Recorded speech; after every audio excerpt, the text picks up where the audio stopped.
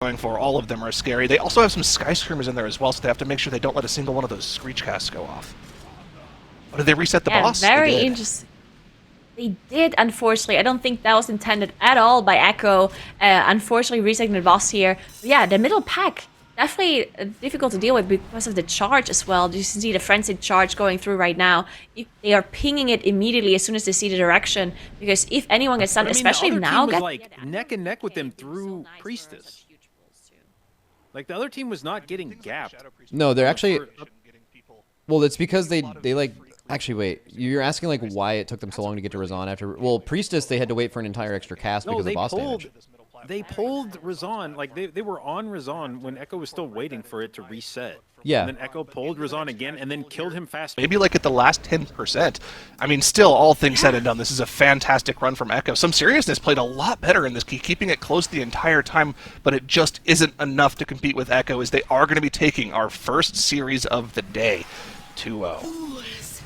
That's right. The once and possibly once again future champs Echo managed to grab the 2-0 against some seriousness. You were right. It was a much cleaner run this time around. I think they were sitting at about 5 dungeon. Something cool though, here at the beginning for Echo, they did CC all of these ads to the side, so during the boss fight they actually didn't have to deal with them due to how fast they were. You can see them there on the right side in the blind, and then using that to skip that role play that you have to wait anyhow. Really cool little tech from the rogues coming out there. We did see a couple of pretty big pulls, I would say.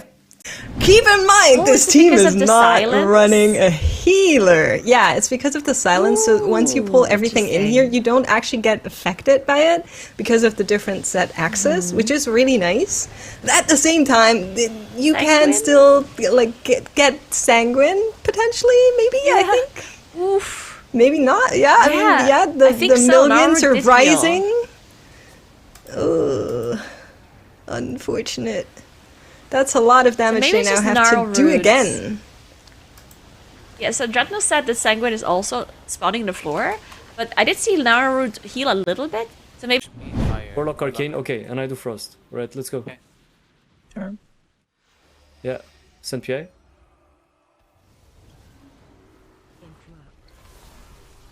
Oh, that's we careful. Yeah. He's not gonna cast twice. This is me, okay? He's dead.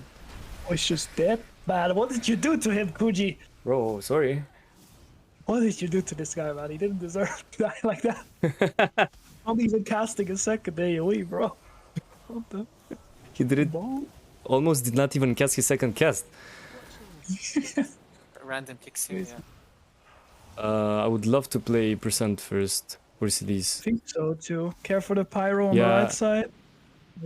People have it for MDI is they see these like giant pulls and they think like, oh, this class is really good AoE or whatever, or they don't understand the damage meters. But like, there's been so many things that have needed to happen to progress the dungeon. Like, you have the first boss that they needed to kill, and like they literally just shrouded and then just blasted single target on that before they even worried about AoE. And then they have the mini boss in order to open this gate. Like, pretty much. Probably Miraz and Jinji are just like, and that's part of the reason that you bring Druid Healer, I think, too, is because their single target's really good. Like, MDI is actually so much about single target. There are some times where you're doing, like, really big, difficult fort pulls. Like, Everbloom, I think, is maybe an example where you're like, okay, maybe we need to get a little bit more AoE to get this pull down. But in general, it's just, when it comes to speed, it's all about single target. Yep. That's actually really I want to see Throne of the Tides. I think Throne of the Tides is really interesting because, like, basically every big pull you can do in Throne of the Tides can be a position where you're not just AoE. Late Night can't come back and tie it up. Let's see if they can get it done on Ataldazar. Both teams left right off the bat. No pre-lust either. They're both saving lust till the pull is actually together. So that's a good indicator of how long we think these runs are going to go together, unless they're so fast that they're only going to use one lust anyways. Wait, Legendary's still going? Yeah. They're still going? Legendary are still going. They are also playing a healer as well, so my belief has proven to be wrong. A Ring of Frost is going to land from Hopeful here, who is back over on that Fire Mage here. And you can see they're actually hiding down the stairs a little bit, are some of their ranged DPS, as they now get all of these mobs grouped up. Man. The goal is to get them all in range here, to be grippable together and silenced by these sigils. And they've managed to do that now with Priestess Alunza pulled as well. This is a massive pull for Legendary. Huge lust. They've got to make sure that those Juggernaut charges don't kill Hopeful. He had Ice Cold rolling there, a huge 70% DR, but it's no longer Juggernauts now get a charge on him. He is going to be in some danger. He's also being looked at by that Colossus for huge damage. That's going to be his Cauterize burned as well. Anyways, you made this comment, and I think we mentioned something about Mage. It's like, yeah, dude, like, how tanky would Mage still be if they lost, like, literally any of their buttons? And some Mage commented and was like, I don't like people advocating for me losing my abilities. It's like, and then they did this whole paragraph about how, like, Mage is meta because of it, and, like if they were to lose any of their buttons, then, like, oh, Mage wouldn't be as good anymore. I'm like, dude, that is so fucking cooked. I'm pretty sure Mage could lose Greater Invis, which, by the way, is a 60% DR. And they would probably still be tankier than every class in the game except for like 2 of them. And maybe even still more. And imagine another class losing a 60% DR. They'd be in the fucking mud. Yeah, I learned from... Well, I don't know, because they Whoa, what's going on here? Oh, they're going to do the trash at the top of the stairs? They're pulling it into the boss. So yeah, okay, they actually ring the guy over. It will social to that guy, even. And they're gonna cleave down the totems with the trash. Holy fuck, Legendary! This is a route. This is a fucking route. Holy shit! And we're just gonna get yet another interesting way. I love this. And they're not even aiming the. Wait, they're not even doing the trash.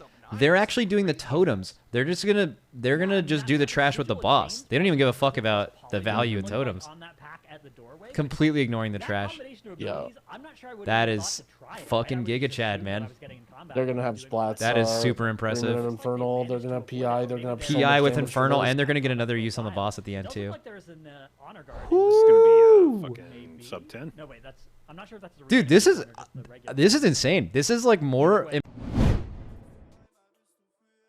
How's one all the way over there?